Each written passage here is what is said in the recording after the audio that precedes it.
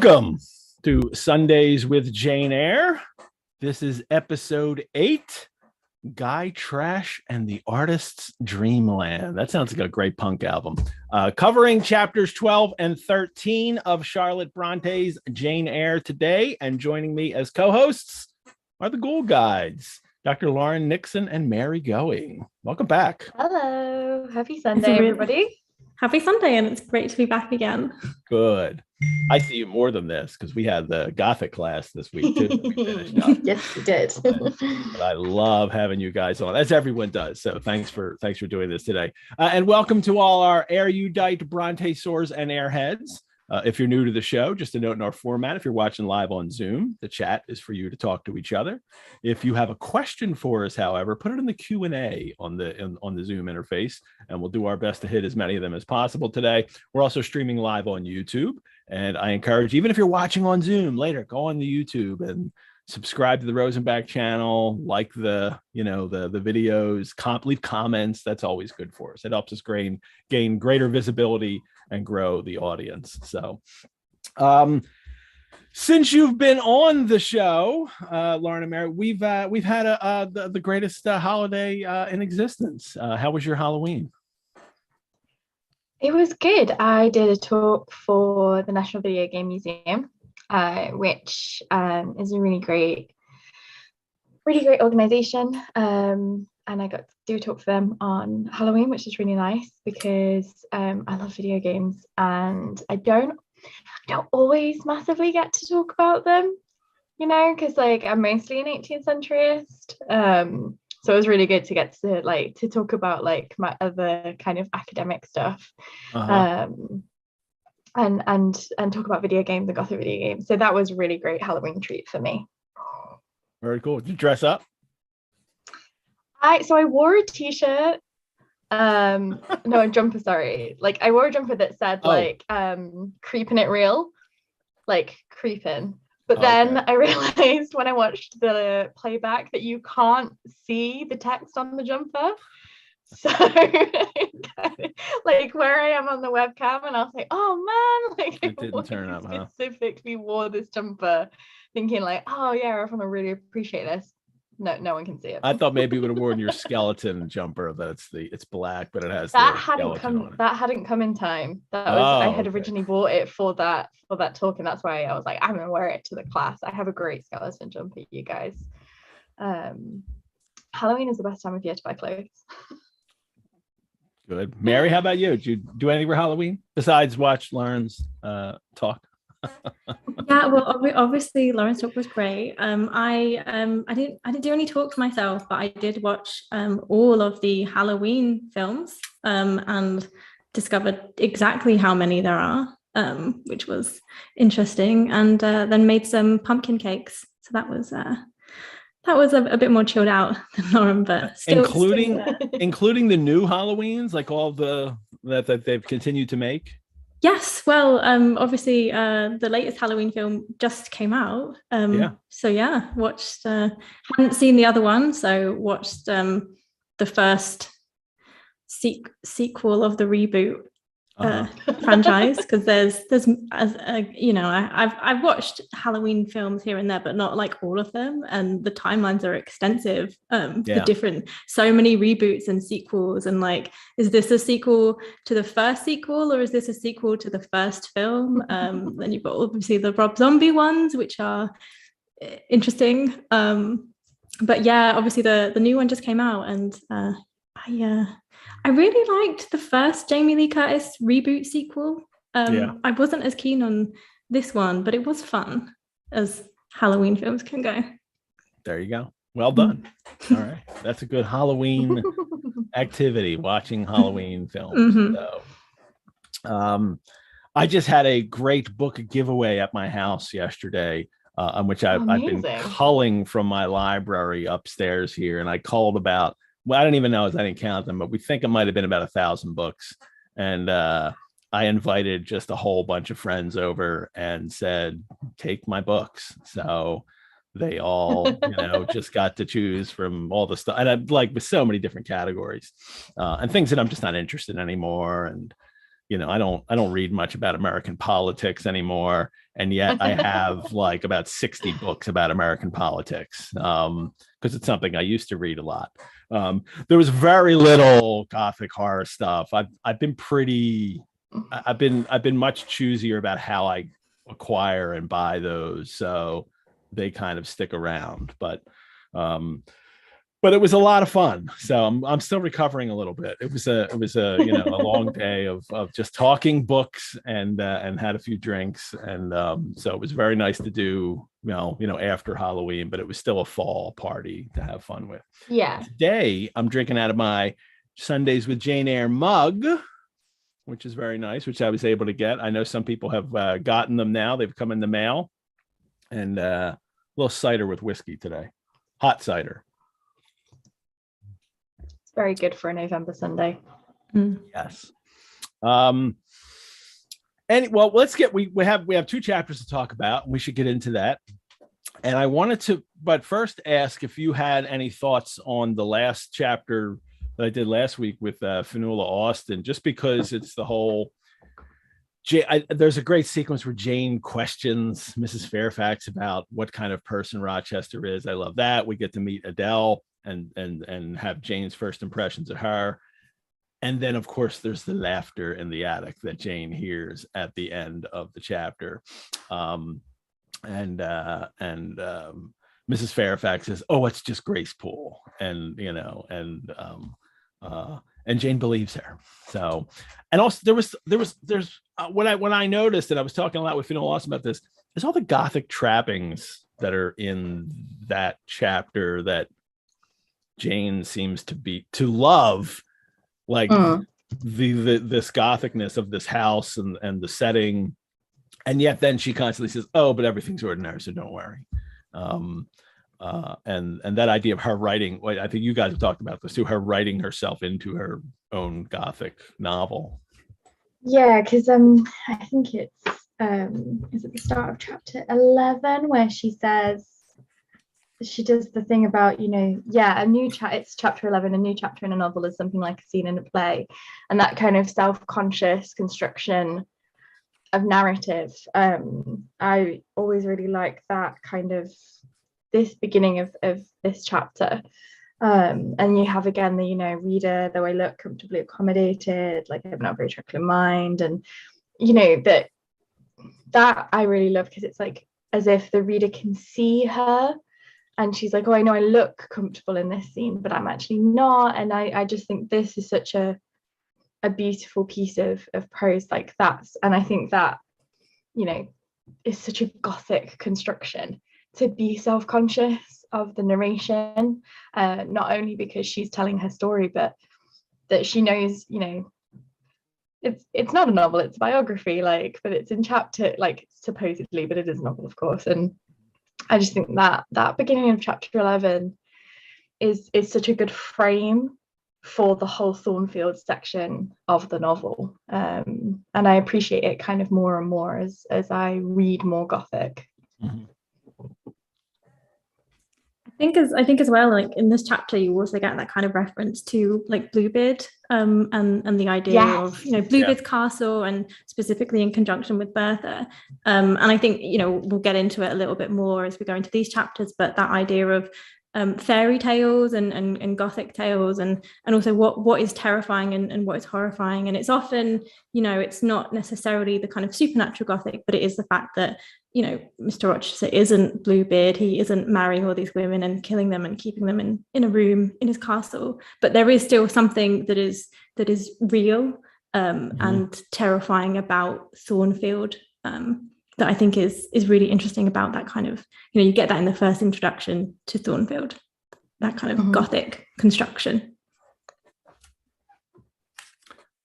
I would imagine that if you go anywhere, if you move anywhere and it reminds you of Bluebeard's castle, you should probably leave. It should be leave, and definitely not explore any of the kind of dungeons or attics. Yeah, do not go down any corridors. Well, let's see how it works out for Jane in at least chapter 12 and 13 here. Chapter 12, excuse me, starts off with this promise of a smooth career which my first calm introduction to Thornfield Hall seemed to pledge, was not belied on a longer acquaintance with the place and its inmates. And then she goes into another further, description of Mrs. Fairfax and Adele and Jane really priding herself always, and we'll see this throughout here, these two chapters, priding herself on her kind of frank, opinions or her frank, descriptions of things that I'm not creating something here. This is actually what it is. And I don't know if we can always trust that, but I'm especially fascinated by this.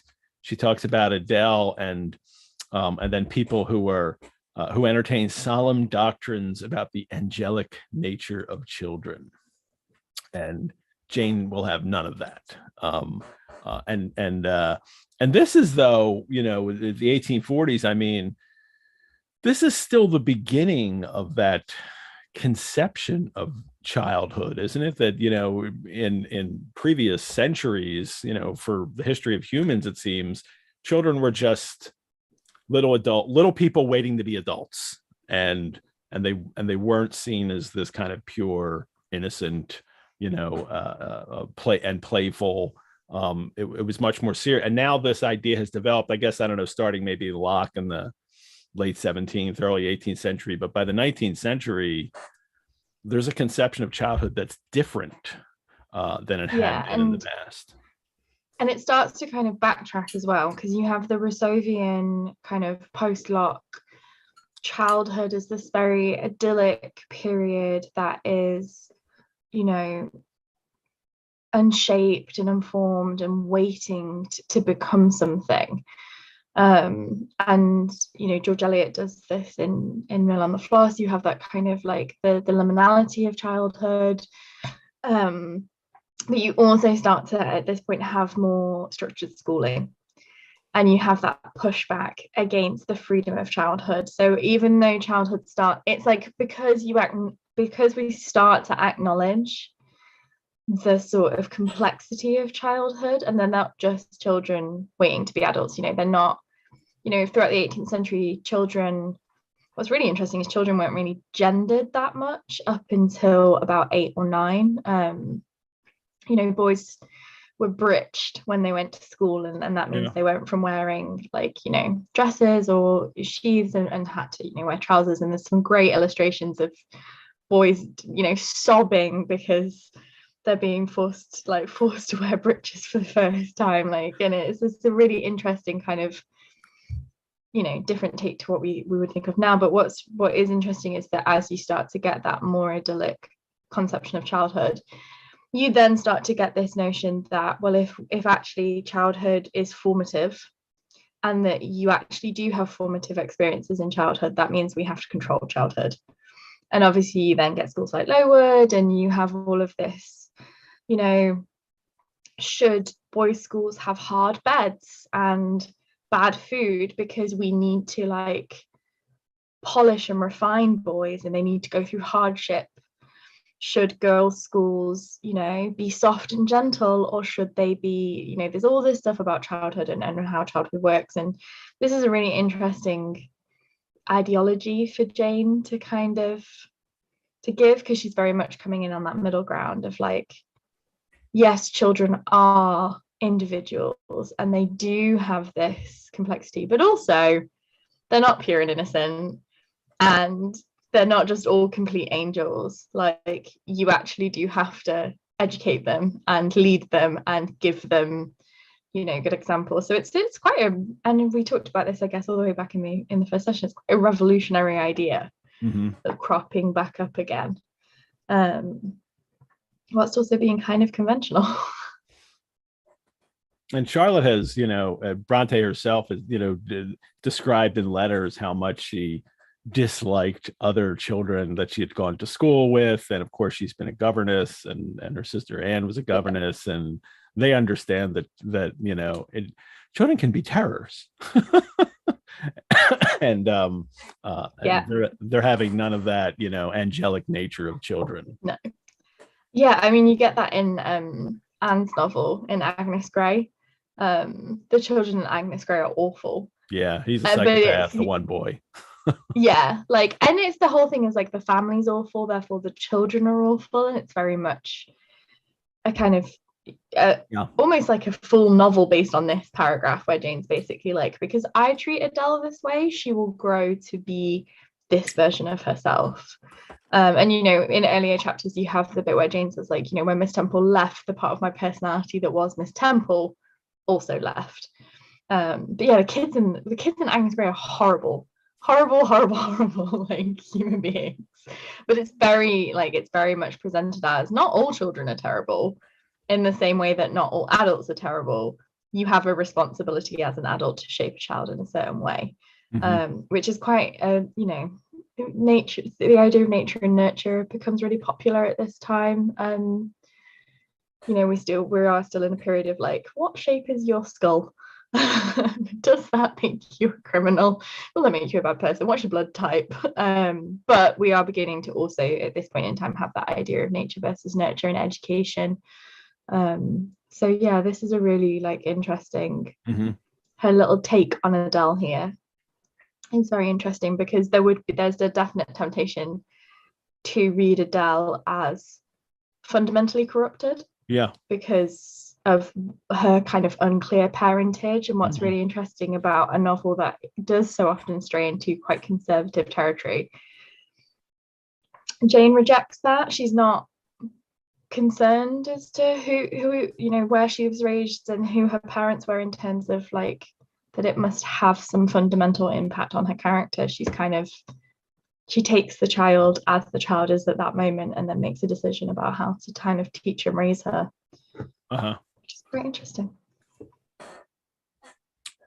Well, we go right from just that little bit of, you know, her dealing with Mrs. Fairfax and Adele into this few paragraphs here that I'm completely fascinated with. She, you know, longed for a power of vision which might overpass the limit of her, you know, looking out she goes to the top of the house and looks out at the countryside, and longs for a kind of way that she can look past everything, which might reach the busy world, towns, regions full of life I had heard of, but never seen. I desired more of practical experience than I possessed, more of intercourse with my kind. And she wants something else. And then this, who blames me for wanting this? Many, no doubt, and I shall be called discontented. That it's this very much, I guess, it's the woman who, especially the woman who wants more than she has, is ungrateful, right? Is this what she's hinting at here? Yeah, and I wonder, Mary, if you like, I always think there's some kind of like, even though she doesn't necessarily call directly to kind of religious or biblical thinking here, I always kind of think there's some undertones to this kind of monologue that she gives. I think that's interesting. I should have, but I haven't really considered it in that way. For me, it's just kind of, I guess, someone who wants to expand her horizons. And if you look at where she's come from, you know, Lowood especially, and the discussion of, you know, seeing herself as being an inmate in that school and wanting to get out and socialize in the world. And she's come to Thornfield, which is different, and she has more people to talk to and engage with, but it's also still quite isolating. And I think we do get that in this chapter, that this is different. This is more of what she wants, but she wants even more still. And the idea that why should women and girls have limits on what they do, you know, who they talk to, and also what they imagine. So there's like a lot of imagination in this chapter as well, and in these kinds of paragraphs as well. And, you know, she's in this castle now and she's looking at the horizons, but for her, the sky is not the limit. And that's always where she's going. She's always looking forward, which again, you know, for someone of, you know, her status, she doesn't have any parents exactly, she doesn't have any wealth, she's a governess, and she probably essentially will have to work for a living as she is now. What future could she have? But she's still imagining that, and it's not necessarily that she wants to be rich and wealthy and a socialite. She just wants someone, I guess, who can talk to her on a more kind of literary or imaginative level. That's how I always and she wants to do it and she likes to do it alone. She likes to walk alone and imagine other places, other lives, and that's that to let my heart be heaved by the exultant movement which, while it swelled it in trouble, expanded it with life, to open my inward ear to a tale that was never ended, a tale my imagination created and narrated continuously. Very, very much, creating stories, as we know, Charlotte Bronte herself did as a child and growing up. It was, and did into adulthood. They're creating their, fantasy worlds, Glasstown and Angria and Gondel. Seems very much like the same idea of what Charlotte Bronte was doing in her own life to escape the humdrum existence that she had to live in. Yeah, and it kind of challenges the 18th century's adventure novel, which, when I say that, the adventure novel is a very clear genre, and it does kind of come out of the 18th century because stuff like Robinson Crusoe, but things like Tom Jones and Crusoe, they're all male-centered narratives, and there's this idea in all of those texts that wanderlust is an inherently masculine emotion somehow, and that that men naturally seek adventure and desire adventure. And the Gothic heroine kind of challenges that, because you have this sublime aspect. So heroines like Emily's slightly different, and Udolpho, because she actually gets to get her first trip is of her own accord. She actually chooses to take that trip with her father, and she gets to see those sites. But the Gothic heroine is usually not the active agent in her journey, so she doesn't have that adventurousness, but she still gets to, we start to have the beginning of that sublime admiration and that kind of exhilaration. But Jane is one of the first female characters that gets to do this. Yeah, read this next paragraph. When you read this next paragraph, it is in vain to say human beings. There's so much going on here that ties into that. It is in vain to say human beings ought to be satisfied with tranquility. They must have action, and they will make it if they cannot find it. Millions are condemned to a stiller doom than mine, and millions are in silent revolt against their lot. Nobody knows how many rebellions, besides political rebellions, ferment in the masses of life which people earth. Women are supposed to be very calm generally, but women feel just as men feel. They need exercise for their faculties and a field for their efforts as much as their brothers do. They suffer from too rigid a restraint, too absolute a stagnation, precisely as men would suffer. And it is narrow-minded in their more privileged fellow creatures to say that they ought to confine themselves to making puddings and knitting stockings, to playing on the piano and embroidering bags. It is thoughtless to condemn them or laugh at them if they seek to do more or learn more than custom has pronounced necessary for their sex. The silent revolt. That would be this is this is more than just the governess manifesto. This whole paragraph is not unlike what Mary Wollstonecraft calls for. Right. I was just thinking that as I was reading this, and actually kind of reading the words out loud, I was like, this sounds like vindication. Yeah. It's very similar, particularly the first couple of kind of treatises in vindications is very sort of, lashing out at the education that's given to women. And Wollstonecraft says, you say women are stupid, but you force women into this education that makes them stupid, and then they can never be fulfilled because you have forced them to become something. And if you only allowed them this opportunity, you would find that female minds are just as capable. And it's very Wollstonecraft. Yeah, women feel just as men feel. And that use of the word brothers too, as much as their brothers do, I can't help but think in the back of Charlotte's mind, even if it's not conscious, that she's thinking of Brett Branwell too, and everybody directing all their energies and attention for the Bronte son, Branwell, her brother. And what do the girls get? The girls are expected to fend for themselves, and then of course they do in triumph. And Branwell fails miserably. And this is set, earlier in the century. Like, obviously it's written later, and the Grand Tour is kind of fallen out of favor by the time that Bronte's writing, but this is the age of the Grand Tour. Families made sure there was plenty of money to send sons to Oxford and then send them off on the Grand Tour, and the girls got nothing. You maybe got a governess, but usually you're educated at home by your mother, like, unless you were incredibly wealthy, or maybe you got sent to a school.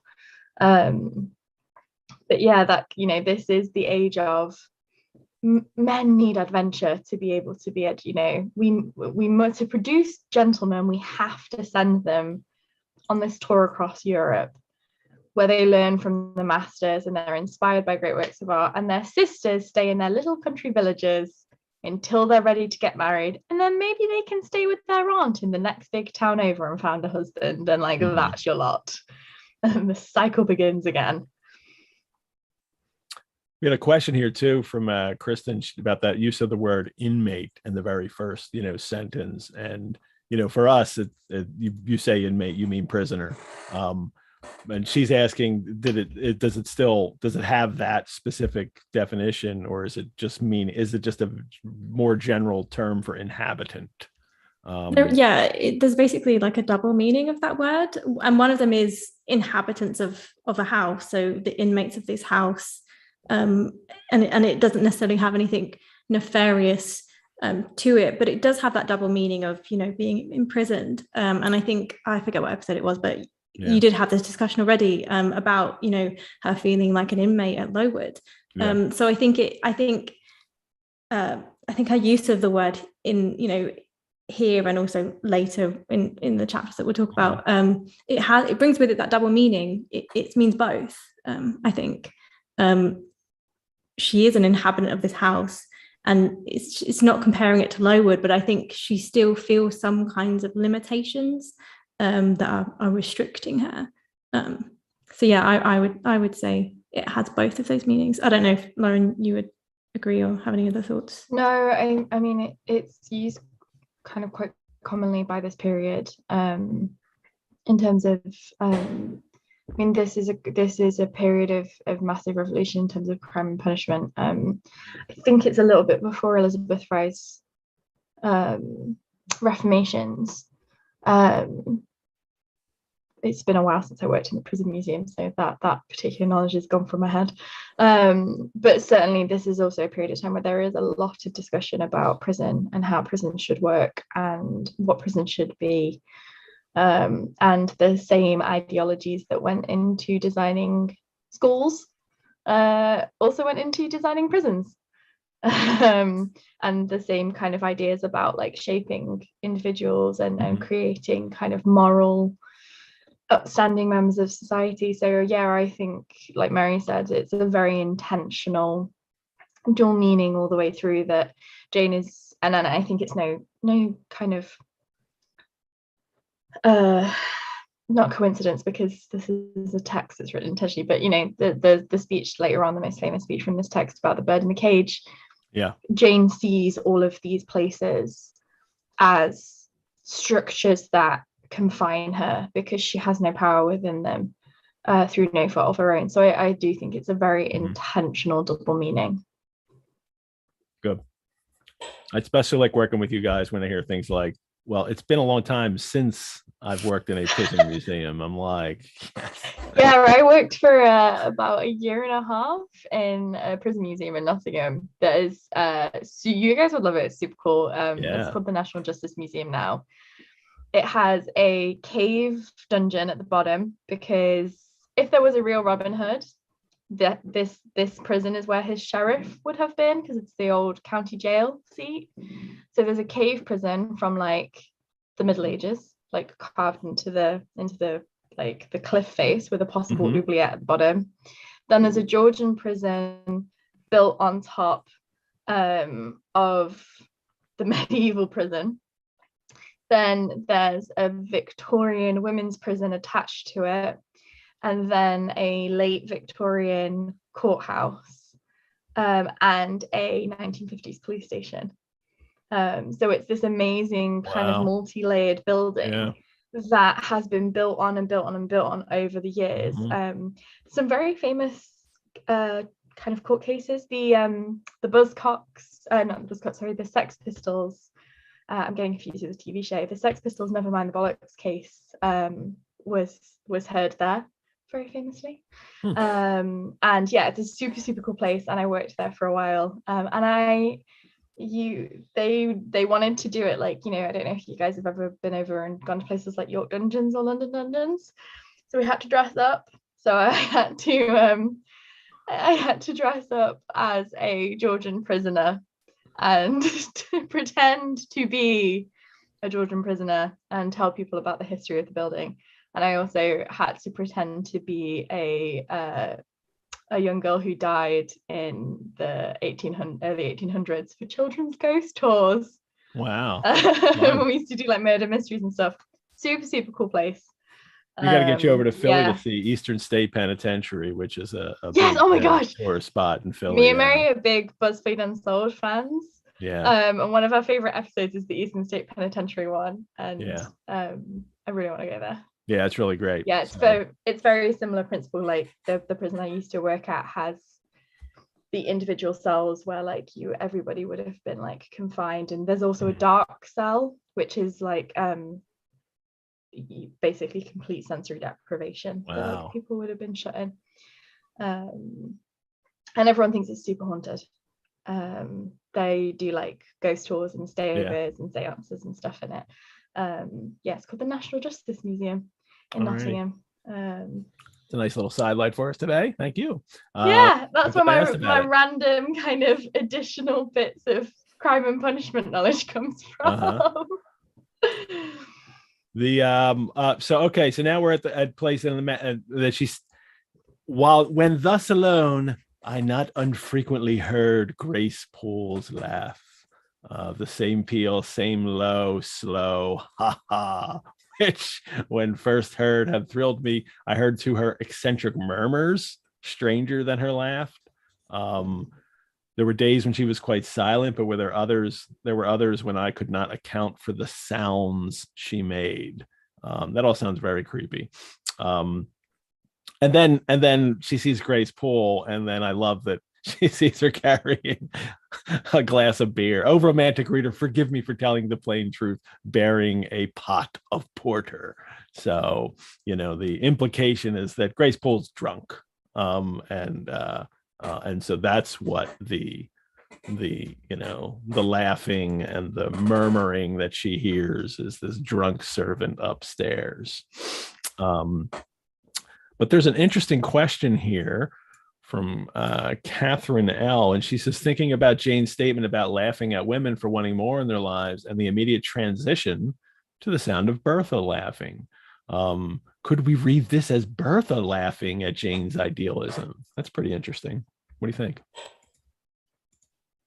I think that's really interesting because, I mean, what I find fascinating about that aside is that, that Jane, the narrator, oh, romantic reader, forgive me for telling the plain truth. And she's not. Jane, the narrator, knows that this isn't Grace Poole, but she's not going to tell us that because she's making a story. So again, we can think about how this is constructed. She's leading us down the wrong path, just as Mrs. Fairfax tries to do. Yeah. Exactly. And I think we are meant to have lots of questions about the laughter, and we don't necessarily know that it's Bertha. But on a reread, like Jane is very Jane has a lot of idealism that might not necessarily translate to someone like Bertha. And I think the reason why Bertha has become such a big character in the kind of afterlife of Jane Eyre is, I think, because she does raise a lot of questions.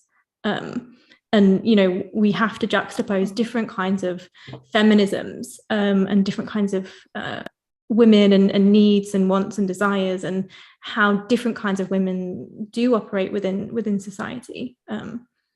so yeah, I mean, I think that's a really great question. I probably haven't answered it, but I think Bertha, and even though she's not mentioned in this paragraph, she is here because we're hearing her laughter. She raises a lot of those questions about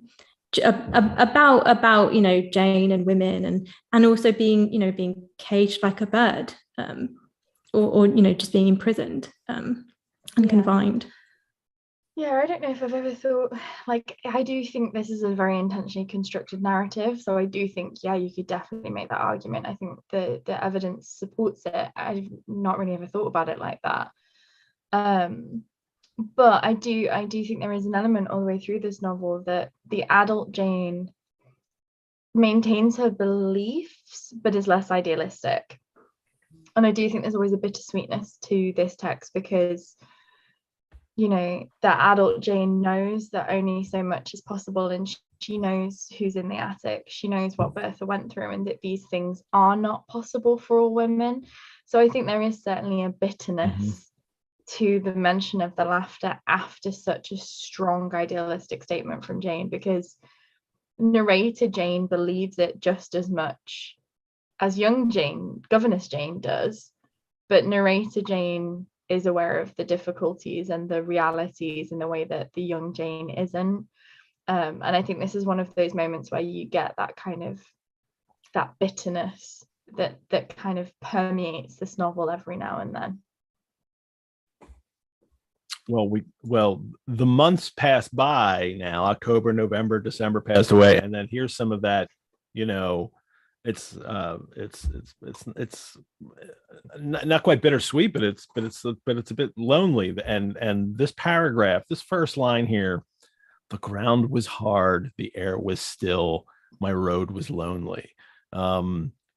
It'd be a great opening, line to a song, great opening line to a poem. I mean, like, it's almost iambic pentameter. I think it's a little too long to be. Yeah, it's like 13 beats or something like that. But it's also iambic, which I love the start of that. And as a description of this is what her life has become, this kind of monotony, even out in the landscape here, where she can find some, experience, and at least looking at nature and reveling in what's around her, it's still lonely, but it won't be for long. Yeah, it's kind of like it's like an inversion of the sublime, this scene as well. Yeah, like it's kind of like in music you'd call it a dead drop, like where like the chorus doesn't actually, like, you expect it to go off, and it doesn't. It kind of comes flat, and it's very effective. This is kind of like a little bit of a flip of the Gothic trope that Jane, who seeks that excitement, doesn't get the sublimity. She gets this very still, very expected, like the anti-sublime or the inverse sublime. I mean, is that what Charlotte Bronte's life is like? I mean, because we know full well of her and her siblings walking around, Haworth and the moors and experiencing nature perhaps in this same kind of way. Is that a kind of anti-sublime, the way they themselves experience nature, do we think? I guess maybe. What is I always think is Mary might kind of, we've both kind of been in Yorkshire for a while now. There's a lot of landscapes that when you first see them you're like, wow, and then you just kind of get used to them. But one of the ones that is always really weird is the moors, because they just stretch for so far and you can't see anything, and they are sublime in that you're like, oh, where does it stop? Like, they have that kind of like, they are kind of scary, but they're also super nothingy. Like, there's no, like, wow, look at that fantastic cliff face. There's not any of that. Like, it's not like in Wordsworth when he, like, rows across and has that sublime experience and like, then nihilistic dread. They have that kind of opposite effect where you almost feel overwhelmed by them because they're so nothingy. It's just like moorland is a really it is a really terrifying landscape, but it's kind of anti-sublime in that way. And where Haworth is a bit different because it is, you know, very hilly and very like oppressive in some ways. But yeah, I kind of because the way you're describing that doesn't sound like so much like the way Jane is describing. I mean, she's noticing all the, you know, all where the this is obviously, and she can see the village off there, and the moorland is obviously more when she wanders after she leaves St. John. But there is that kind of thing of like the predictability. Like certainly, you know, I live very close to the Peak District, and there's places where I take people and they're like, oh my God, this is incredible. Like, this is incredible. But I've seen it so many times and walked through it so many times and had to trudge through it to get from one place to the other, that I don't think of it in that way. It's just kind of like, oh yeah, there's that same tree that's been there like my entire life. Like nothing has changed. And I guess, yeah, there is that, it's kind of challenging that kind of romantic notion in a way. And what one of the things she sees is, you know, what she can look beyond what she sees, you know, or hear beyond too. My ear too felt the flow of currents, you know, that there were many hills beyond hay and doubtless many. And it kind of calls back to, you know, when she first hears about Thornfield and she says, oh, it's 90 miles closer to London. And like, I don't want to be in the big city, but I want to maybe be able to see it. Like, I'd like to be able to see the smog and the, you know, the bustle and hustle. Which is this bit always makes me kind of giggle because it reminds me of Bronte's comments about Austen and the white picket fence. Tell people more about that. I don't know if you guys are familiar. Basically, Charlotte Bronte was encouraged to read Austen by a friend, and she was like, it's very white picket fence. Like it's very you know, it's very trimmed and pruned and perfect. And you know, she did kind of recount that later on where she kind of read it them again. But this bit always reminds these kind of Jane's kind of like attitude at Thornfield always reminds me of that a little bit. That she's kind of like, yeah, I guess it's nice, but where's the excitement? But then it comes. Yep. Read that, Mary. Would you read that? A rude noise broke. Read that little paragraph. Yeah. Rude noise broke on these fine ripplings and whisperings, at once so far away and so clear. A positive tramp, tramp, a metallic clatter which effaced the soft wave wanderings. As in a picture, the solid mass of a crag or the rough boles of a great oak, drawn in dark and strong on the foreground, efface the aerial distance of azure hill, sunny horizon, and blended clouds, where tint melts into tint. Well, that's so poetic too. But that tramp, the metallic clatter she's hearing is a horse, and now she goes off into this fanciful reverie, you know, as you know, oh, there's a horse coming, but let me imagine it is something, you know, much more, you know, both sinister and fanciful. And she pulls you in, you know, with the kind of sensory kind of descriptions. You can imagine the tramp of the kind of horses, and then you also have, you know, the alliterative like wave wanderings and just the kind of cadence of this short paragraph. It's quite dreamlike, which then sets you up for kind of maybe it was this fantastical figure that you know, she links back to her nursery stories and to Betsy. And then just kind of lets her imagination go loose for a little bit. And also, I love this line that a vigor and vividness beyond what childhood could give, that as you get older, that you can go back and remember these, you know, fancies from childhood, these fancies bright and dark, and they become even more as you're older. It seems to be what she's saying here. You can create more with that, and she's remembering Betsy's tale from the north, about a north of England spirit called a Gytrash, which in the I'm pronouncing that right. It's a guy trash, I'm pretty certain, isn't it? I think so. Yeah, I've never heard it called like I've always heard it, sorry. I can't even pronounce normal words. I've always heard it pronounced Gytrash. Yeah. I think there's some other spellings where there's a U, so yeah, G-U-Y. G-U-Y, yeah. So yeah. And she's got it's also go ahead. Like the when they say north of England, like there would be an accent, which neither of us have. So it's one of those where kind of like the pronunciation would also depend on like which like bit of the north of England, because I think is it Newcastle, they say like it would be like Gartrash, like, but I think it depends. Well, this one she describes it as the form of a horse, mule, or large dog that haunted solitary ways and sometimes came upon belated travelers, as this horse was now coming upon me.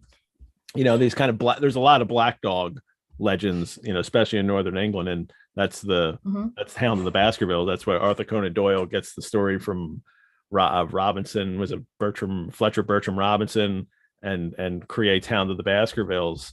But I looked up in my Catherine Briggs Encyclopedia of Fairies and got for Gytrash, another of the sinister North Country spirits, a form of the trash or skriker. Like the trash, it is a death portent, but instead of appearing with like a shaggy dog with saucer eyes, it takes the shape of an evil cow. And so I went to look up trash, I love all the cross references in books like this.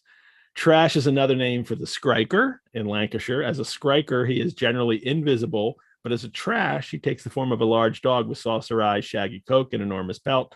He is called trash because of the splashy, squelchy sound he makes as he pads along, like someone walking in worn-out shoes or trashes. I've never heard shoes called trashes. Maybe that's a dialect term that I don't know. Maybe it's like galoshes. Yeah, but then Skriker is a goblin from Yorkshire and Lancashire, sometimes called trash in the padding of his feet. He was thought to be a death portent.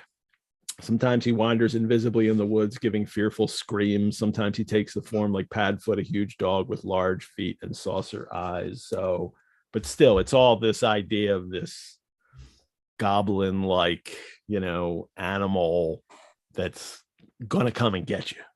So yeah. I think I said this like on Dracula, that when I was a kid and we used to go on holiday to places like Scarborough and Whitby,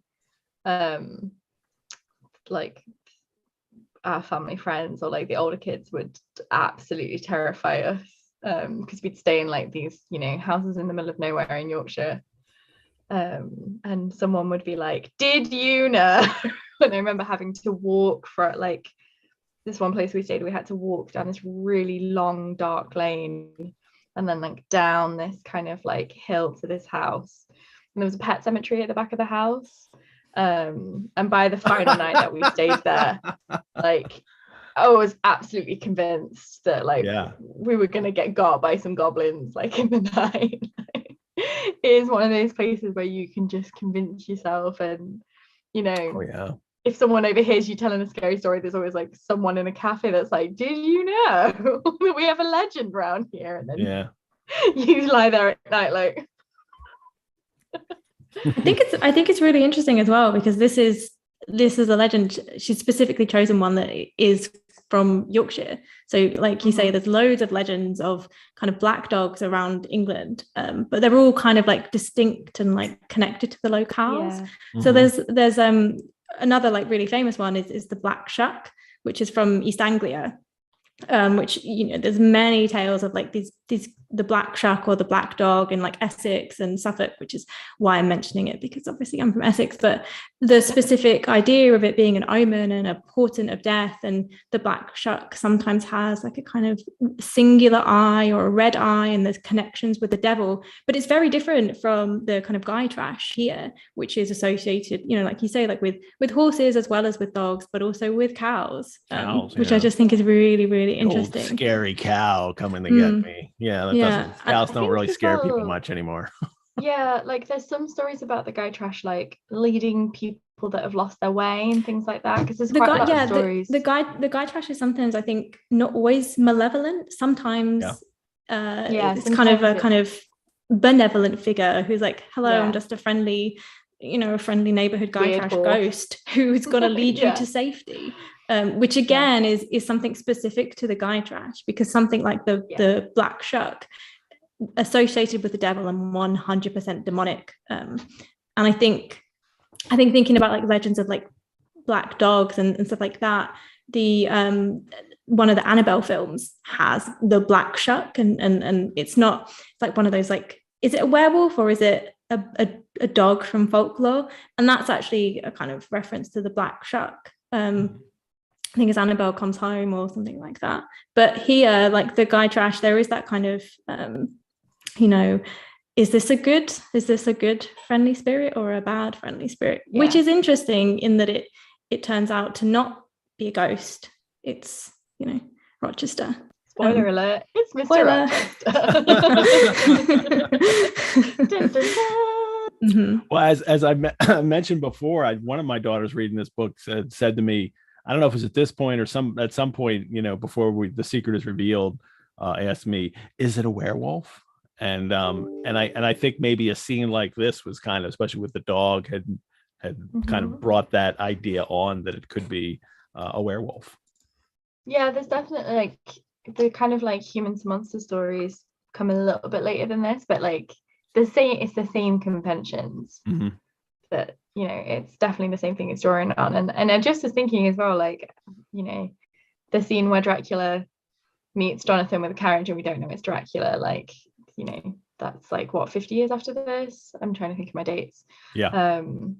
It just made, I've never thought about that before, but because we've kind of like done them in that sequence, I was like, oh yeah, like that kind of happens in Dracula too, that you have this kind of unexpected meeting and she doesn't know who he is, and he kind of like has that like semi intentional mystery to him. Before the dog and its owner come on, let me tell everybody that we bring Sundays with Jane Eyre to you for free. So if you'd like to support the Rosenbach through donation, you could do so at our website. And since this novel was published in 1847, exactly 50 years before Dracula, we're asking for donations of $18.47 to support the show. And I'd like to thank those who have made a donation of $18.47 or even more. I want to thank Barbara R. from Greenfield, Massachusetts, and Deb G. from Teaneck, New Jersey, for making a donation. And you could also become a member of the Rosenbach. Members of the Rosenbach get free and exclusive access to some programs, 10% off of reading courses, like what I'm going to be beginning tomorrow night about Dracula. And we have some new memberships among our Airhead audience. I want to thank Tammy D. from Pottstown, PA. For joining. Thank you, Tammy, and everyone who has joined. And I am leading a new course at the Rosenbach that starts tomorrow night, and there are actually still some spots left in it. And it is called, it's a course on Bram Stoker's Notes for Dracula. And I will share this screen with you now. It meets 3 times over 3 months. And what I'm doing is we are taking the notes and I'll be sharing them. It's a virtual course, so anybody can join. And I'll be sharing the notes, and we'll talk about all the ways that Stoker, put this novel together in his mind first, and then all the changes that he made. It's outlines, early plot ideas, all his research put together. And we're working with a book called Drafts of Dracula, which is all the notes, all the text from all the notes in it, and some of the images. And so it's not necessarily teaching Dracula, we'll be learning about the notes themselves specifically. So there's still some spots available in that, and that starts tomorrow.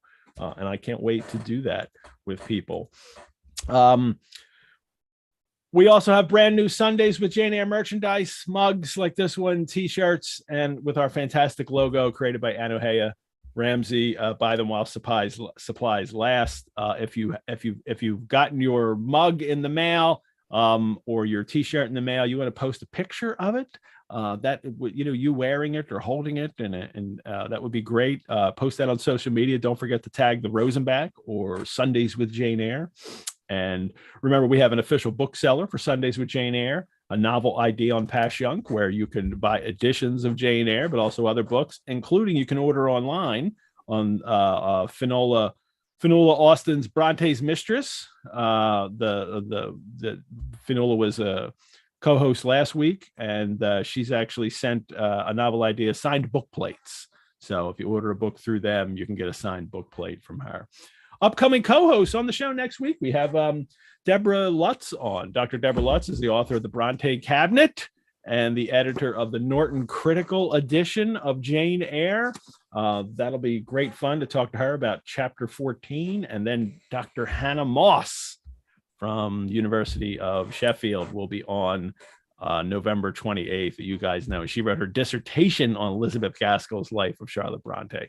And then returning on December 5th, Dr. LaCasta Miller is coming back, author of the Bronte Myth, to cover just one chapter. That'll be a lot of fun too. So thank you all for your support, and please support us some more. And that's all kinds of information that I needed to tell you. So back to the dog, a great dog who's black and white, black and white color. It was exactly one form of Betsy's Gytrash, a lion-like creature with long hair and a huge head. And it had strange preter-canine eyes. I love that. Preter-canine, more than canine. As far as I can find, I think Charlotte Bronte coined this word. The OED gives her as the first use of it. No one else has found another use before her. And then the horse comes in, but the horse has a human on it, which is Rochester, and that breaks the spell at once. Nothing ever rode the Gytrash. It was always alone, and goblins, to my notions, though they might tenant the dumb carcasses of beasts, could scarce covet shelter in the commonplace human form. That's interesting. You can't, goblins aren't human, won't look like humans. That's fascinating. No Gytrash was this, only a traveler taking the shortcut to Millcote. He passed and I went on. That's our first glimpse of him. And then I love this. The whole scene is comic. And then she just hears, what the deuce is to do now? And then a clattering tumble. Horse has slipped on a sheet of ice. And then the dog, she looks and the dog can't do anything. The dog runs up to her like, can you help? And then she says, are you injured, sir? And then I think he was swearing, but I'm not certain. That's a polite way to say, yeah, he was cursing. But I don't know what those words are. So perhaps he was speaking another language, perhaps. What do you guys think of this? Well, Pilot is the dog, we learn, and she's, if you're hurt, I can help you. And then we get her first description of Rochester. What do you want to read that? Something of daylight still lingered. I'll do it since Mary read the last one. We'll take it in turns. There you go. Something of daylight still lingered, and the moon was waxing bright. I could see him plainly. His figure was enveloped in a riding cloak, fur-collared and steel-clasped. Its details were not apparent, but I traced the general points of middle height and considerable breadth of chest. He had a dark face with stern features and a heavy brow. His eyes and gathered eyebrows looked ireful and thwarted just now. He was past youth, but had not reached middle-aged. Perhaps he might be 35. I felt no fear of him, and but a little shyness. Had he been a handsome, heroic-looking young gentleman, I should not have dared to stand thus questioning him against his will and offering my services unasked. I had hardly ever seen a handsome youth, never in my life spoken to one. I had a theoretical reverence and homage for beauty, elegance, gallantry, and fascination. But had I met those qualities incarnate in masculine shape, I should have known instinctively that they neither had nor could have sympathy with anything in me, and should have shunned them as one would fire, lightning, or anything else that is bright but antipathetic. Even if even the stranger had smiled and been good-humoured to me when I addressed him, if he had put off my assistance with thanks, I should have gone on my way and not felt any vocation to renew inquiries. But the frown, oh no, my editions, I've just realised my edition's got a little splot in the middle. But the frown, the roughness of the traveller set me at ease. I retained my station when he waved to me and announced. Yeah. This is what I get for buying cute editions instead of proper editions. A very romantic and romantic in the romantic love sense impression of someone, and that, you know, he's not handsome, so I'm okay with that.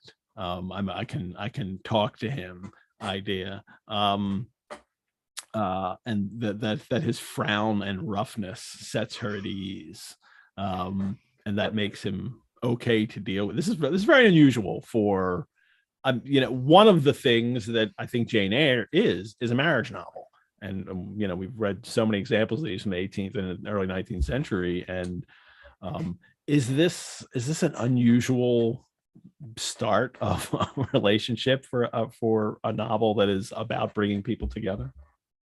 Yeah, 100%. Like, it's so anti-chivalric. It rejects everything about the Gothic hero. It rejects the kind of, up until now, both the novel of sensibility and the Gothic novel, and increasingly the historical novel by this point in time. The hero and the heroine are graceful, elegant, and Jane is intent when she says that, about like gallantry, and this is Bronte intentionally harking to, the chivalric romance, the Gothic romance, the sentimental romance. She's very intentionally saying this man is not the hero of those novels. This man is not the shining armor. He is not this, beautiful, heroic, handsome, chivalric gentleman. He is the man who has just fallen off his horse, swore black and blue, is yelling at his dog, and is getting angry with a young woman who is trying to help him because he's prideful. Yeah. And that kind of rejection is really interesting, because Jane herself is also a rejection of the trope of, the beautiful Gothic heroine, the beautiful heroine of the sentimental novel, the beautiful heroine of, the Enlightenment text. Like, she is intended to be plain, not like ugly, but not beautiful. She is meant to be, unassuming, and not in that way that, not in the kind of Mary Sue way, or in that kind of like young adult fiction. And I love young adult fiction, but some of it, as we know, is not great, of like, I had brown hair and brown eyes and everything about me was very normal. She's doing this very intentionally because she's responding to something that is a trope at the time, that actually makes it a lot more realistic. He is a lot more realistic than a lot of the men that we kind of see in other novels, and he's a lot more kind of natural in that way. Yeah. In a way that matches her kind of naturalness. And you still get those elements. He's kind of painted quite similarly to a Gothic villain. We get the impression that he's very broad, that he's dark, like that he's not, she kind of says this, like, he's not ugly, but he's not handsome, but there's something about him. But yeah, this is like a complete rejection of everything that we've kind of have up until now in the novel tradition. And then their first conversation, he gets from her the information about who she is, but he deceives her. He intentionally doesn't say who he is. And so in their first interchange, he's deceiving her right away. Yeah. Which is actually, that bit is not uncommon in novels. Yeah. And Mary mentioned earlier about like the Bluebeard thing. Like a lot of the marriage novels and romance novels and Gothic novels up to this point have been building on fairy tale and folklore and the oral tradition. And we often have a situation in which the hero or the heroine is unaware of the identity of the other, be it because they are intentionally deceiving them or unintentionally deceiving them. Like we usually do have a situation in which they meet for the first time and they don't know who the other one is, but usually what happens is they don't know who the other one is and they fall madly in love at first sight because they recognize usually what happens is they recognize in each other a superior sensibility. And they're just like, we're both so great that no one will ever be as great as us and we should fall in love. And this is kind of like almost punning off it and like playing off it, that they're like, we're both a little bit aggravated all the time. And actually that means we're perfect for each other because like we're both quite stubborn and contrary. And, so it's kind of like almost playing a joke, but it's also using the same conventions in this more realistic, more natural kind of sense. Speaking of anti-chivalric, excuse me, he continued, necessity compels me to make you useful is not the it's not gonna not gonna swoon after that line. But this is such a great, like all of this scene, which is why I always find it interesting that we romanticize this text so much, because it's like the first proposal in Pride and Prejudice when he's like, I am attracted to you and therefore we should get married, and aren't you glad because you're poor and I'm rich? And it's that kind of like, well, I'm gonna have to, it's not this romantic like mysterious traveler on the side of the road. It's a man who swears at his dog and is like, you must be useful to me. Like, it's really anticlimactic. And this kind of, but she talks about, then after all three vanished, which is interesting because it's still this kind of, she still loves putting it in this fantastical way. All three vanished. And then, but she talks about, it was an incident of no moment, no romance, no interest in a sense, yet it marked with change one single hour of a monotonous life. That, that it completely changes everything for her, because it's been this routine monotony for months now in her new position.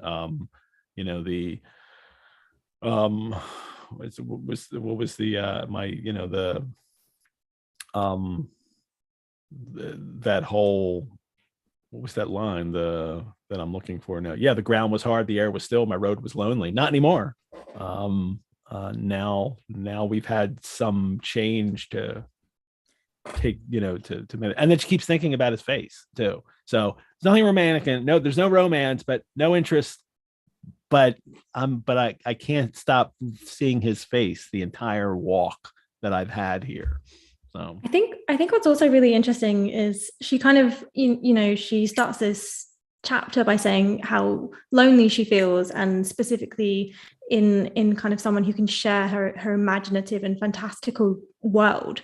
And then she's sitting at the side of the road, and she has this kind of, fairy tale vision of this Gytrash, and it's very kind of fantastical and imaginative. And then, in the next chapter, Rochester also kind of, you see his kind of, interpretation of the scene where he reads Jane in a similar way. And it's interesting, like would the kind of novel and their relationship have happened if they didn't have this meeting in which they both kind of like had this imaginative meeting of similar minds, you know? And it's exactly, you know, what Lauren was saying about the physical description of Mr. Rochester. He's not ugly, but he's also not handsome. He's rough, and he's, you know, that kind of very real sort of kind of in a way, in the same way that Jane is, you know, she's quite plain and small, but they're not the kind of traditional characters where, you know, Jane's not this beautiful Gothic heroine, and he's also not a chivalric knight.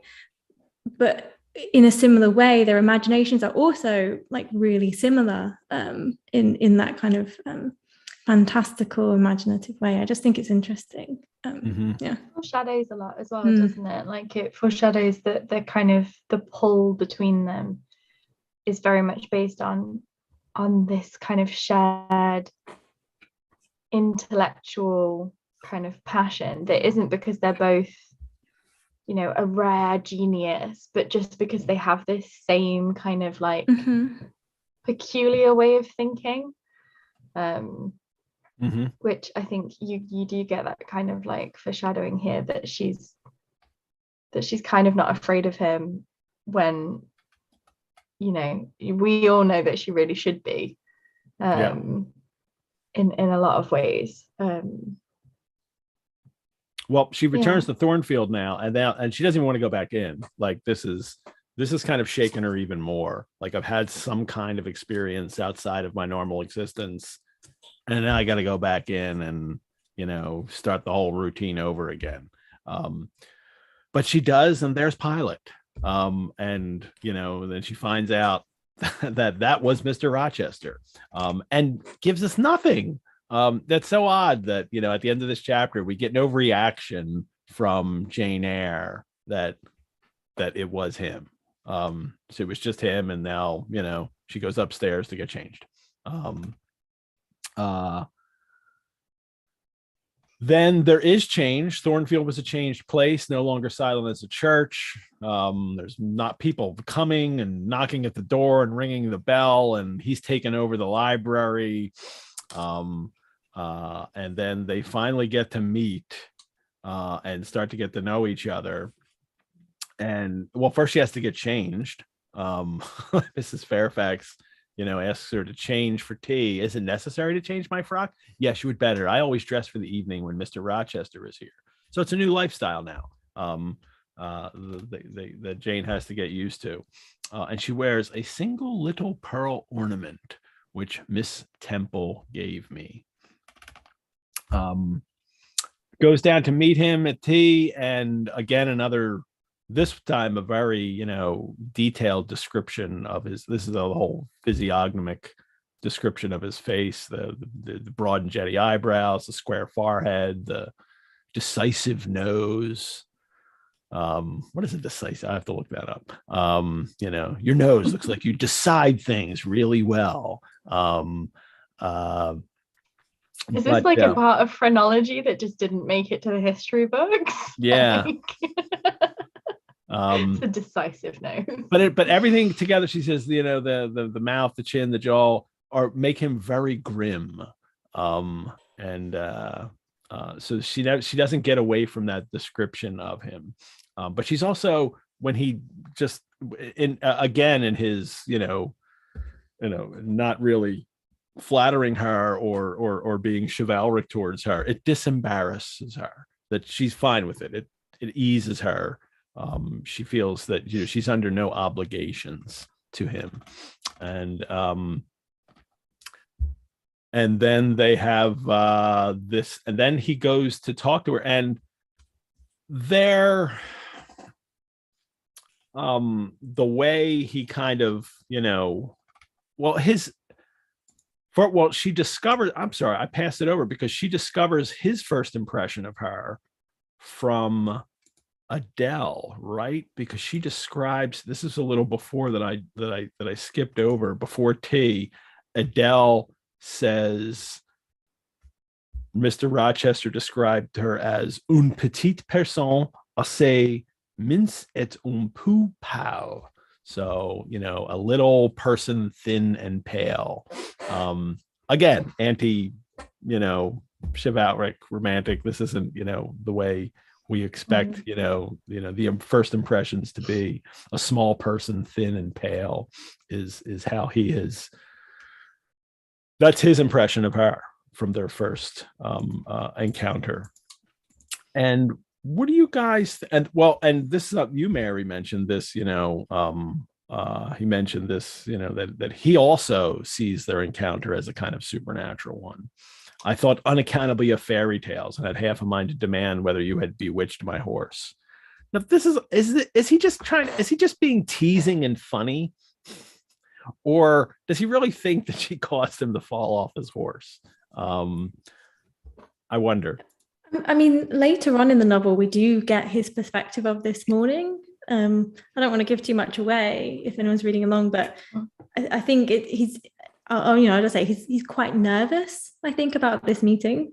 But I think, this is someone who is definitely not the kind of woman that he's used to encountering, whether in kind of, his own kind of society, of rich, genteel, upper class, middle class women, or people, women like Mrs. Fairfax. She's obviously different, and he uses quite frequently this language of, she's elven, she's she's sprite-like, she's fairy-like, which it's kind of describing her in terms of the fact that she's small, but it is giving a kind of lens of this is something different. She's different in his world, and he is fascinated by her, almost enchanted and bewitched in a way.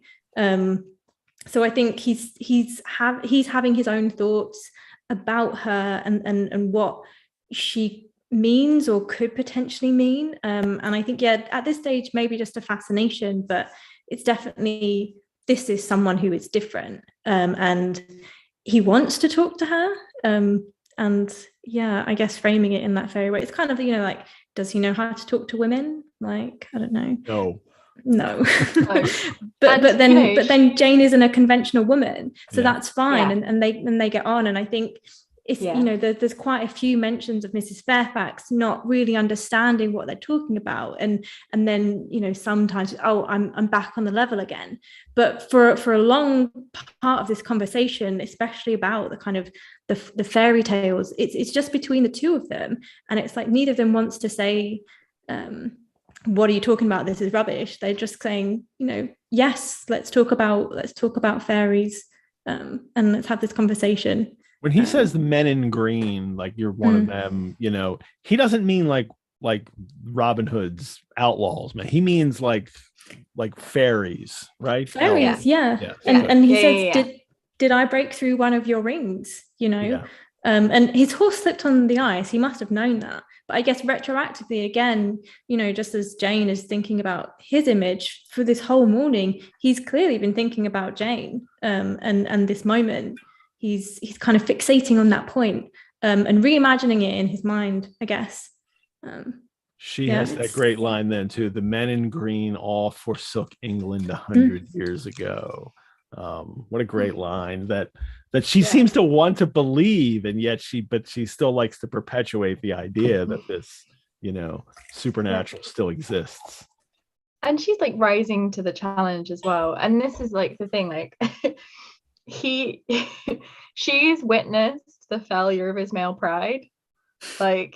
He's been, riding back to, and you always get this, they ride hard back to somewhere, and it's very masculine, and he's riding with his dog back to Thornfield, and then his horse slips on ice, and his dog just as he passes a woman. Just as he passes a woman, and she doesn't faint, she doesn't swoon, she doesn't cry, she doesn't scream. She stands there and she's like, hi. Do you need any help? Yeah, do you need any help? She has zero emotional response to this. She just the dog comes up to her and she's like, oh, okay. She walks over and she's like, are you you okay, bro?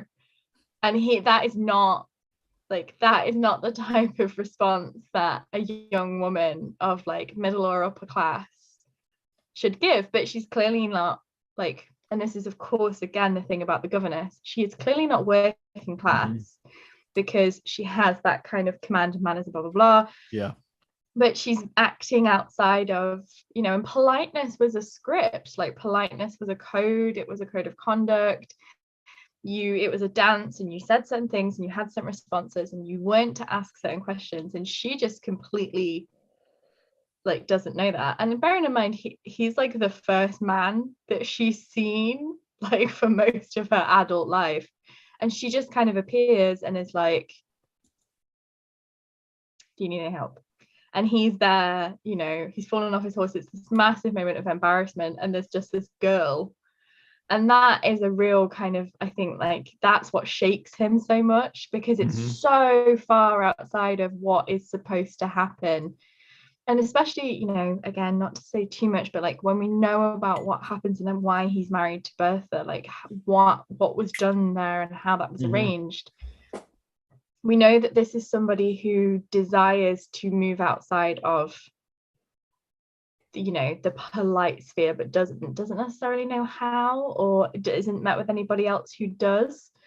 And all of a sudden, here appears Jane.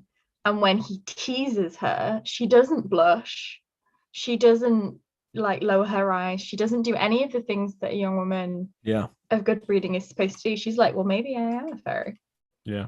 Like, she still fell. She doesn't fawn over him. She's not acting awed. She doesn't act subservient. She answers his question, gives him direct answer. You ask this question, I will give you the answer that I'm going to give you. And he kind of does that too, in a sense that they both seem to value their, you know, ability to give frank assessments. You know, even when then she plays the piano for him, and he's like, all right, you're pretty good.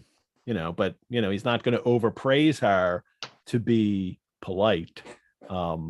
He is, you know, to flatter her, he's just going to give his own assessment. They both seem to be doing this the whole time in this scene. But I really want to get to, you know, as we're time's ticking down here. Then she shows him her artwork. Well, he demands to see her artwork, and pulls it out. And then he pulls out these 3 pictures, watercolors that she has done, and there's, you know, there's a lot written about how these paintings, you know, connect to the novel and all. And it is the descriptions of them are just magnificent, so much so that I so want to see these pictures. And you can go online and find lots of people that have created them. I've never find one that satisfies me. They're like, oh, that's what I read. But they sound just absolutely, you know, gorgeous. But it's the idea of what they're about is I think what attracts me so much to them. I don't even know where. I mean, I'm not even sure where to start with talking about. Well, what do you guys think of this whole exchange here, or at least first the paintings themselves and how they're described? I don't want to just read all through it. It's just a lot of text to read. But what do you guys have on the paintings? I will say that I know it's not, you know, she's not here for this chapter, but come back to this when Hannah is here, because she will have, like, you know, art in women's fiction and women's art is a big part of Hannah's research. I'll ask her in a couple of weeks. And I know she has some really good stuff to say about these paintings. This is one of these moments in the novel that I think is interesting and changes with age, because as a teenager, when I read these descriptions, I didn't really think anything of them. I was like, yeah, okay, that makes sense. Like, they sound like cool paintings. Like, I didn't think of them as being anything out of the ordinary, which for a modern reader, they're kind of not. And then as I get older and I understand more about, you know, the tradition, and especially now knowing about 18th century art, post-romantic art, and, you know, pre-Raphaelite, these are really fascinating. And what always strikes me, and I think Hannah will have something interesting to say about this, is that Jane is not someone who has been exposed to art in the way that the classic heroine of a novel has perhaps been, because she's had an education and she's been taught drawing, and this does come right after Rochester ascertains that she knows nothing outside of Lowood. And yes, she was raised in, a fine house, and we know that there must have been art in that house, and some of the descriptions of her aunt of the Reed's house, but this isn't someone who's had that kind of classic art education, who would have been taken to town to see exhibitions, or who would have seen the copies of the latest, works of the masters. So this, I always think, is that really interesting kind of moment of like the outsider education, and the kind of like, how does one interpret art as an individual, which isn't so much about like what the paintings contain, but just a really interesting kind of observation about, to go back to the education question that we talked about at the beginning, like I think this moment here in these descriptions, particularly for a 19th century reader, would have been quite striking, because this is kind of like, what does somebody who has been taught the basics of drawing and has perhaps seen some works of art but not had that like classic fine art education, what kind of art are they going to produce as their like personal work? And it is very much obviously outside of the style that's popular at the time, which also makes me wonder kind of how Bronte imagined them. Yeah, I mean, Marianne has a question here that she read somewhere that there was an actual artist of the period whose work inspired these pictures. And I frequently come across John Martin, that people think that his apocalyptic visions, in his paintings seem to have some influence here. And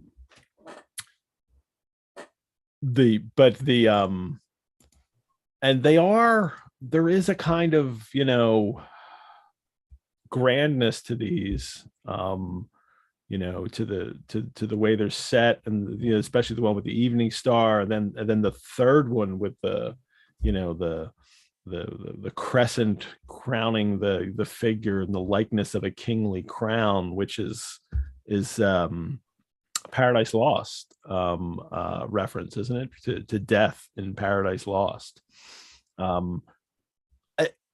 I something that I hadn't noticed in the past, but I think there are several Paradise Lost references in this novel. I don't think this was the first one, and I think there's even more. And talk about the romantics being obsessed with Paradise Lost, and we still get it here with Charlotte Bronte too, right, Mary?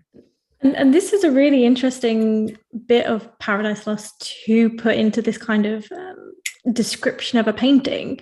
I've always thought, Paradise Lost is one of those things that it's a really imaginative poem, but I don't know how it would work visually, partly because of characters like death and the shape, which shape had none. If you go and read that in Paradise Lost, it's this weird character that is darkness, but in darkness it's this mass, this shape, and somehow there's a crown, and he's also got a scepter. And trying to imagine that in your head is like really interesting, but like quite difficult. And the fact that she's using this kind of illusion here to describe this painting, and I think they're all there's lots of different elements, they're all quite fantastical, and that kind of imaginative and something beyond the scope of, like Lauren said, of what art she's seen, but also of what she's seen in real life. There's, and she says these are, shadows of what I've seen in my head. But they're really fascinating. I think it's interesting as well, you have this other address, while he is so occupied, I will tell you, reader, what they are. And it is, I think we've spoken about like conjurations and spectralizations before, and ghosts, and the idea that Jane Eyre is haunted by different versions of Jane, but I think also in some way we the reader are haunting the text. And here adult Jane is inviting you into the room, and you can imagine Rochester is over in one corner looking at these, and Jane is stepping out of herself in a way and saying, here, I'm going to describe them to you.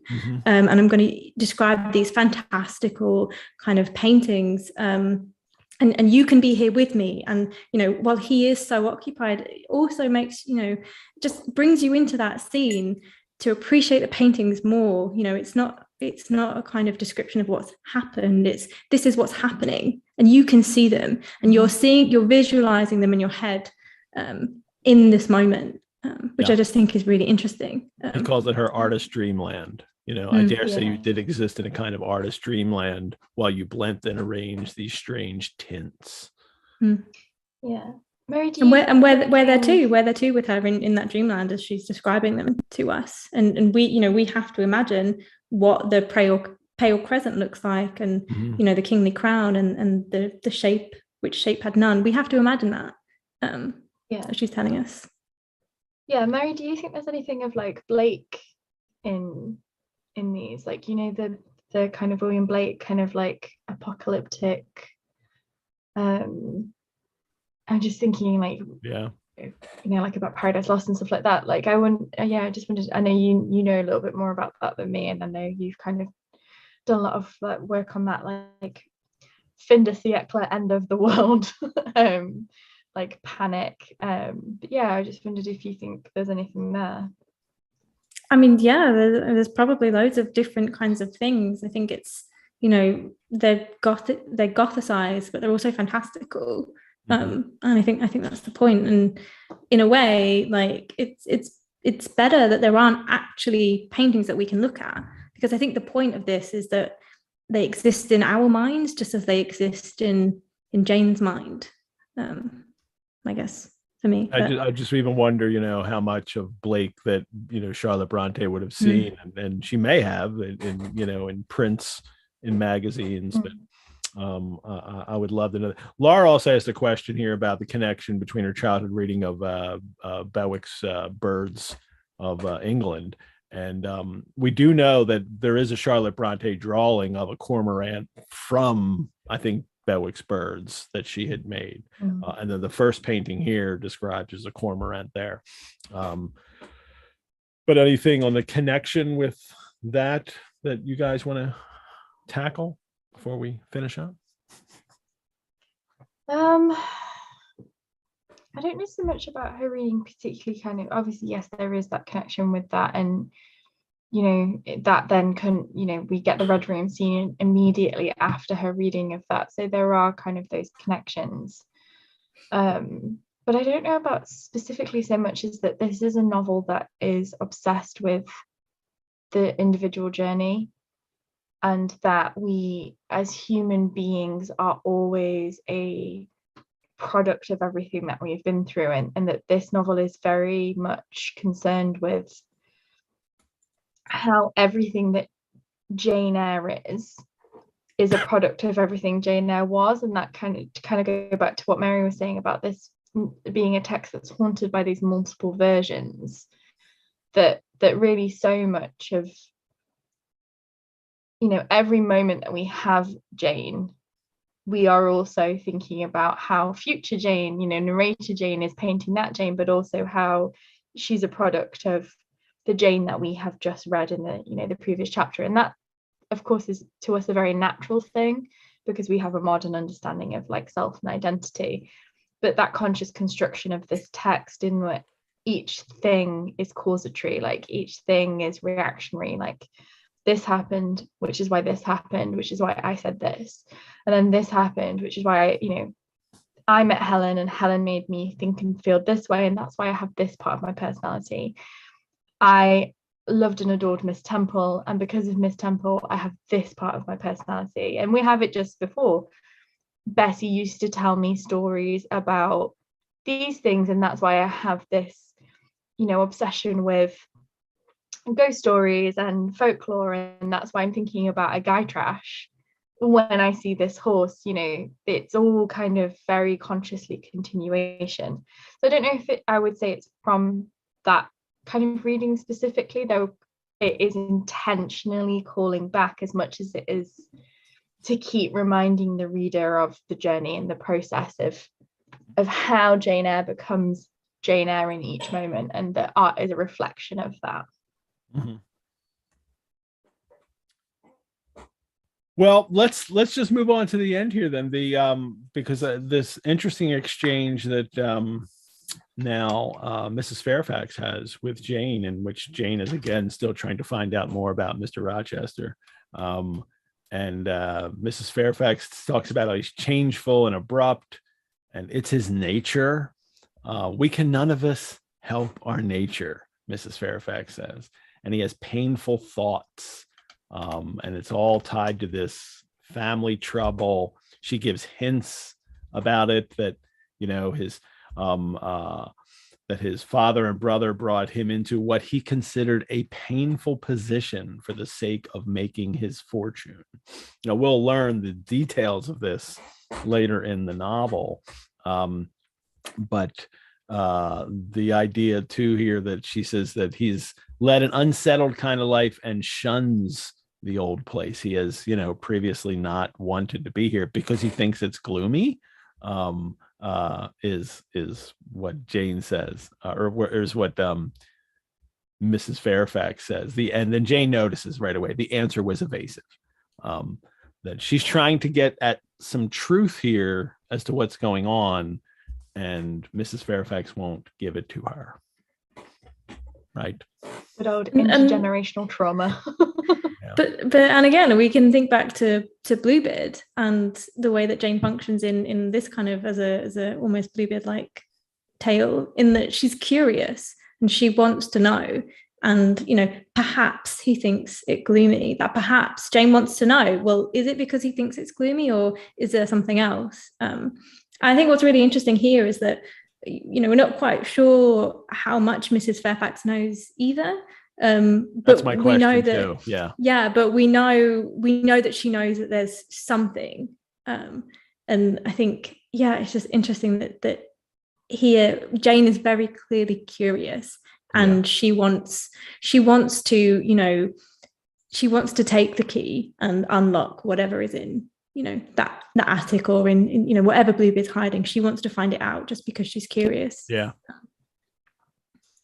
That how much does Mrs. Fairfax know is right in the forefront of my mind, but I don't want to get into the details of that until we hit that part in the novel. We certainly want to talk about how much, you know, what did she know, when did she know it, aspect of Mrs. Fairfax, but she clearly knows more than Jane, and she's not she knows her. And she knows more than she lets on. And it does that interesting thing as well, where like we get that Gothic idea again, is the house as burden, and the house being a character within the text, and that the house is a physical manifestation.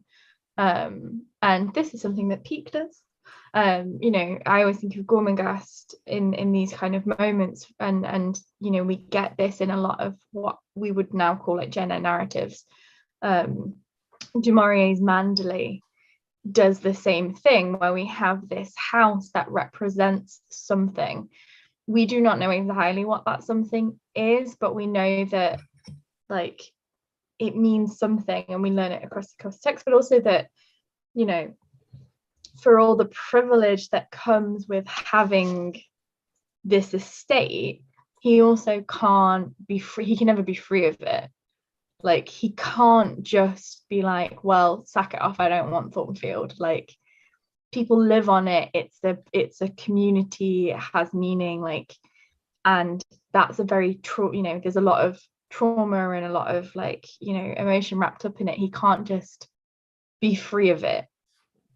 And this is the beginning. This is one of the first texts that really digs into that idea of the house as this kind of, not just a spectre or a Gothic prison for someone who's forcibly brought into it. You know, it's not Udolpho. It's this kind of like symbol. It's this symbol, and then, you know, New England Gothic and early American Gothic picks up on this really, really quickly, because it becomes the symbol of the old world and the English aristocracy. But that thing of like, perhaps he thinks it's gloomy, like, she actually hits the nail right on the head, like, because gloomy like equals Gothic, and it is Gothic because of all of these things. And it's kind of funny because she's kind of being like, well, maybe he thinks it's gloomy, like, you know, maybe he just likes London better, like, don't ask too many questions. But actually that's the answer, like, that is the truth, that's like the whole answer, like, it is gloomy. And it's just one of those funny moments that Bronte does quite often, where actually the kind of the little joke or the brush off or the whatever, like, actually is the answer. Like, yeah, he does think it's gloomy, but it's not that simple, but that doesn't mean it's not true. And I really like that kind of play that she does with convention again there. Thornfield is a place of gloom. Is that the word? Is that the yes, Walpole's word? Gloom. Yeah. Yes. All righty. Well, she averred that there was a mystery. They were a mystery to herself, and that she knew was chiefly from conjecture. It was evident indeed that she wished me to drop the subject, which I did accordingly. So I guess we will have to drop the subject too, Jane, for the day. Brontosaurs and Airheads, thank you for tuning in today.